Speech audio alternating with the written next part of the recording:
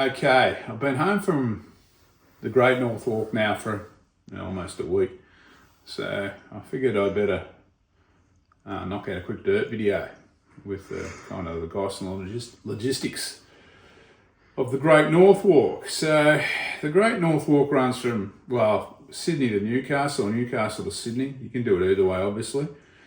It's about 270 k's and it's got about just under 8,000 metres of vert. So there's a fair bit of climbing in the distance. The official start point for me was Macquarie Place, which is in the Rocks in Sydney, and the official finish point is at Queen's Wharf in Newcastle.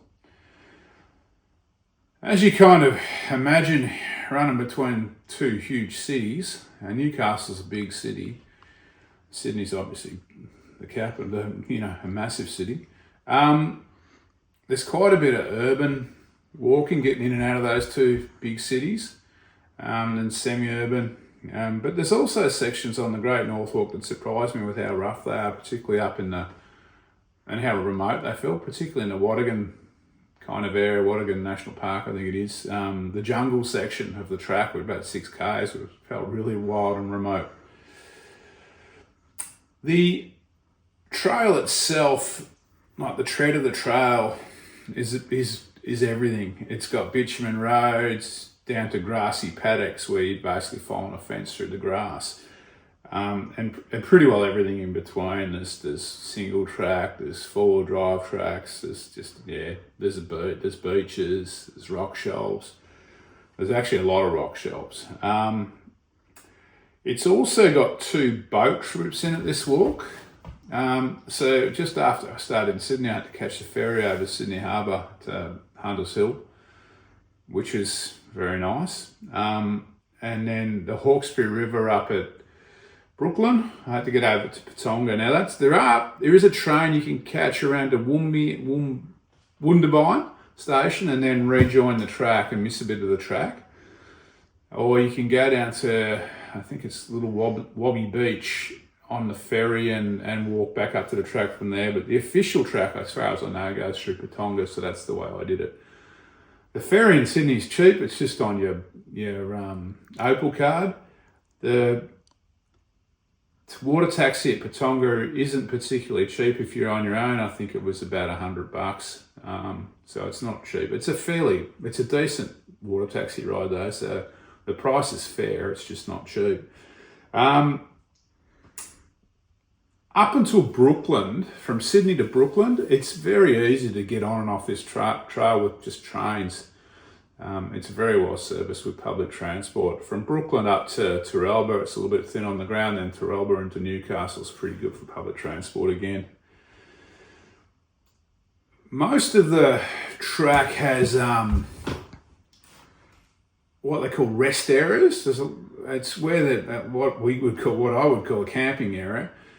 Now, there's spots you can camp at. Now, they're all pretty well spaced. Like they're probably about a third of a day's walk apart, really. The trouble is I found they weren't great. A lot of them were slopey. Some of them didn't have tanks, or probably most of them didn't have tanks or a permanent water source. None of them had, very rarely did they have toilets or long drops. So, but there are other places apart from the rest areas like Crawford's Hut, and there's plenty of accommodation on the track too.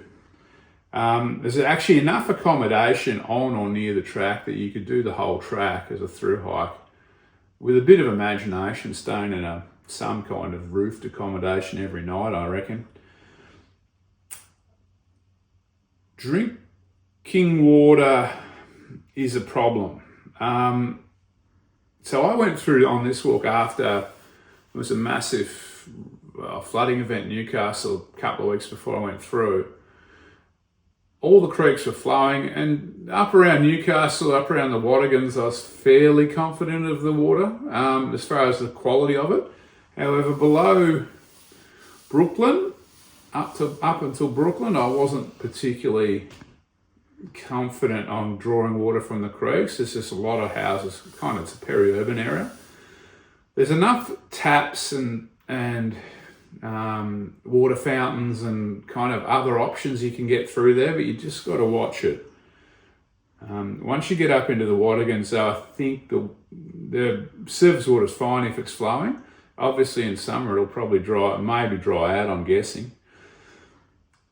As far as mobile service goes, I got service on most days from the high points. Obviously coming out of Sydney up to Patonga, up near back of Wondabyne, it was all pretty good. I had it every day.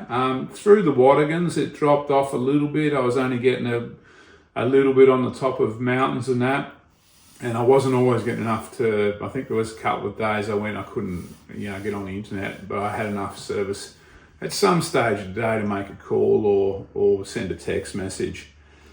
And once you get to Heaton Lookout, it's all pretty good all the way into Newcastle then, or Newcastle depending how you say it. I used the Great North Walk topos, but my topos were very old. I think there's a new edition out, and the new editions, I had a look at Jack's maps when I was camped with him that night, and he's got the new editions and they've got more water tanks marked. My ones were very vague.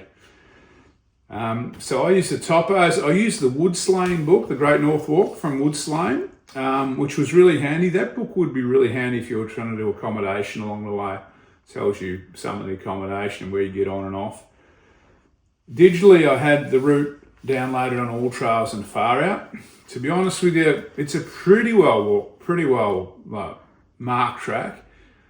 Possibly just one or two of them is all you need. You probably don't need the four of them, but I just like looking at maps and getting a tent at night, and I could just look at a hard copy at what I had coming up tomorrow. Far Out hasn't got a lot of Far Out, the track is accurate, the GPX track. However, there's not a lot of crowdsourced information as far as tanks. I just don't think there's enough people walking the track to make the crowdsourced information handy on Far Out, unfortunately.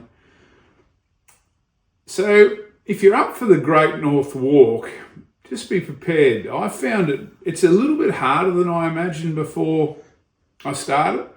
There's a lot of sharp climbs and descents, up rock ledges, and they're never much more than, I think probably the biggest climbs, maybe 450 metres. So we're not talking huge steep climbs, but there's a lot of them. Some days you might do 4 or 5 in a day.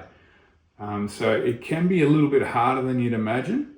And also the surface with the rocks, the loose rock, and the kind of on the single trail through some of the gullies, it was particularly rough and rocky.